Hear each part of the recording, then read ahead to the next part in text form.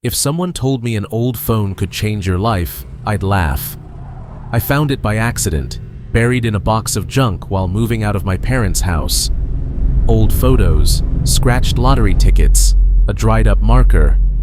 And there it was, my first smartphone. Ancient, cracked, barely holding together. And everything would have been fine if I hadn't turned it on. I don't even know why I did it. Nostalgia, maybe. Or something deeper. That strange emptiness you feel after returning to a place that used to mean something. I charged the phone out of impulse, and the screen flickered back to life. Faint light, glitchy colors. But it worked. The first thing I saw was the lock screen photo. Me and Chris. Smiling, sitting by the river, summer, 17. Just a couple months before he died. We used to fish there, or just skip rocks and talk about music, girls, the future. Back then, we thought we had all the time in the world. Chris died in a car crash, hit a tree going 60. It was raining. Skid marks, 15 meters long, broken bones, closed casket. They said he fell asleep at the wheel, or maybe he was drinking. But I knew Chris. That didn't sound like him. He was careful, thoughtful, and more than anything, he hated driving at night. I remember getting the call like it happened yesterday. The silence on the other end, just breathing, and then his mother's broken voice. My legs gave out. I collapsed right there in the kitchen. He was my brother, though not by blood. He was everything. I shoved the phone into my nightstand. I didn't want to go down that road again. Just seeing his face like that, frozen in time, hurt more than I expected. But that night, the phone rang. 3:12 a.m.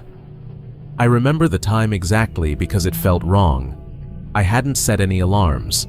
My other phone was turned off. I wasn't expecting any calls. But the screen lit up like a flare in the dark. Unknown number. And the ringtone, it sounded warped, slowed down, as if the air around it had thickened. I answered before I could think. "Jay, it's me." I can't describe what I felt. My heart dropped, my stomach turned. I wasn't just scared, I was cracked open.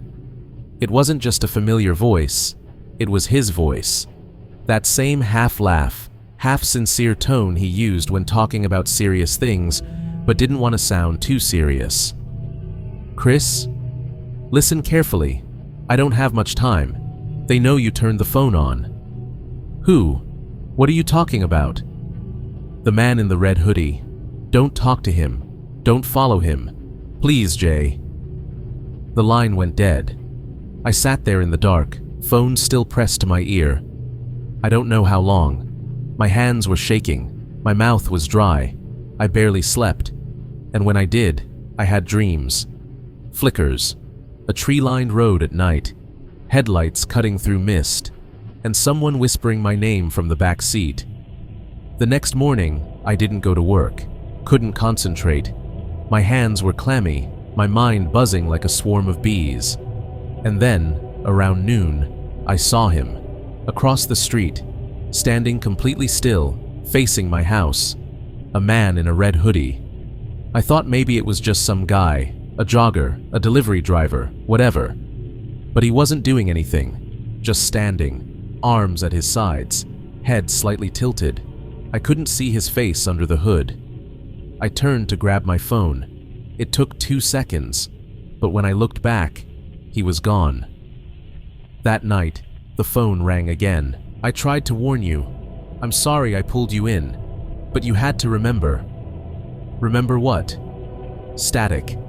Then, "I didn't fall asleep at the wheel. They made me turn. They were already there." "Chris, where are you?" "In between. Between the noise and the silence. Between memory and forgetting." The line dropped. Now it's night 5. The phone is quiet. But the mirrors aren't. In every reflection, he's there. The man in the red hoodie, standing behind me. He doesn't move, doesn't speak, but he's getting closer. And sometimes, when I'm just about to fall asleep, I hear a whisper. It's your turn now, to remember, or to vanish.